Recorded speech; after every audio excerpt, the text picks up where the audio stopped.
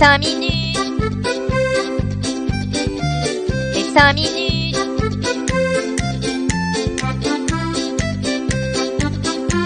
Les 5 minutes du coin. Bonjour à tous et bienvenue pour ce nouvel épisode des 5 minutes du coin. Je tenais à remercier tous ceux qui me suivent et mes 100 premiers abonnés sur Twitter. Si un jour j'atteins le million, je le jure, je cours faire une vasectomie. Ouais, je sais, j'ai vraiment pas pris de risque sur le nombre. Aujourd'hui, je commence cette émission par un proverbe simple mais efficace. Qui dépense plus qu'il ne doit, ne peut dépenser quand il voudra.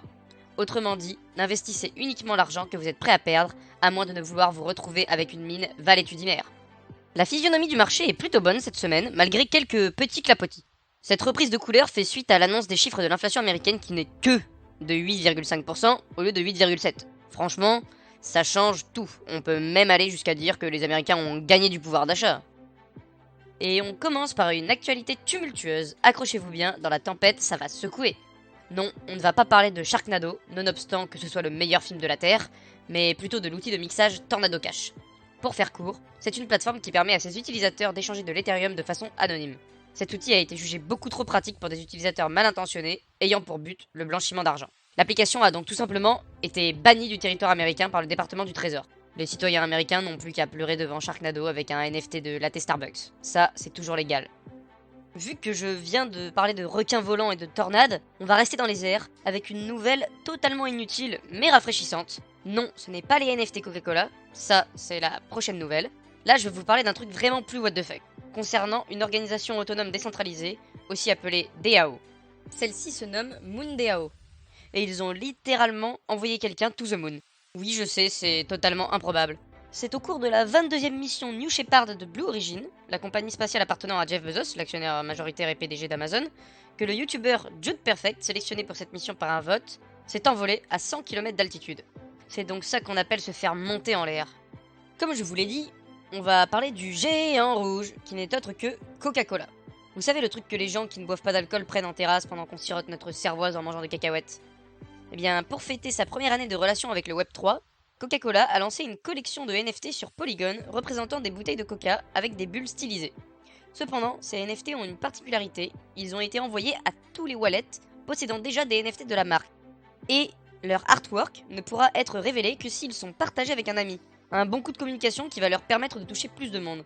Bon, bah il me reste plus qu'à trouver plein d'amis. On reste du côté des géants. Là, on va clairement parler d'une des plus grosses cucurbitacées du potager, qui est BlackRock, une société américaine de gestion d'actifs dont le PDG disait d'ailleurs il y a moins d'un an que ses clients ne s'intéressaient que très peu aux crypto-monnaies. Le fusil a été changé d'épaule en moins de temps qu'il ne me faut pour découper une pastèque. Ils ont donc lancé une fiducie privée, destinée pour le moment uniquement aux clients américains. La particularité de cette fiducie, c'est qu'elle engendre une exposition directe à de vrais bitcoins achetés sur le marché spot, c'est-à-dire au comptant. On peut clairement le dire, les loups entrent petit à petit dans la bergerie. Et pour terminer ces actualités, on a un petit hack. Parce que franchement, s'il n'y en a pas un par semaine, on s'ennuie quand même à mourir. Cette fois-ci, c'est un protocole de finance décentralisé, Curve Finance, qui s'est vu dérober l'équivalent de 570 000 $.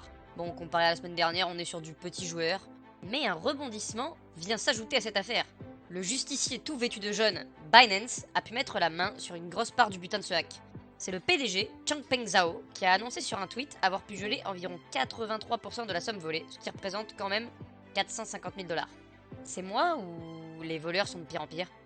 Faites un effort les gars, sérieux. Faire transiter vos fonds par le plus grand exchange à l'heure actuelle, je crois pas que ce soit la manière la plus discrète de les faire disparaître. Donnez-moi-en un peu, je vais tout vous expliquer.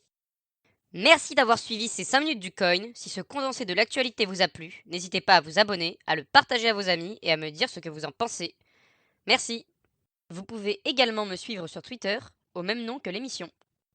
Sur ce, bonne journée à tous, et surtout, hold on for dear life.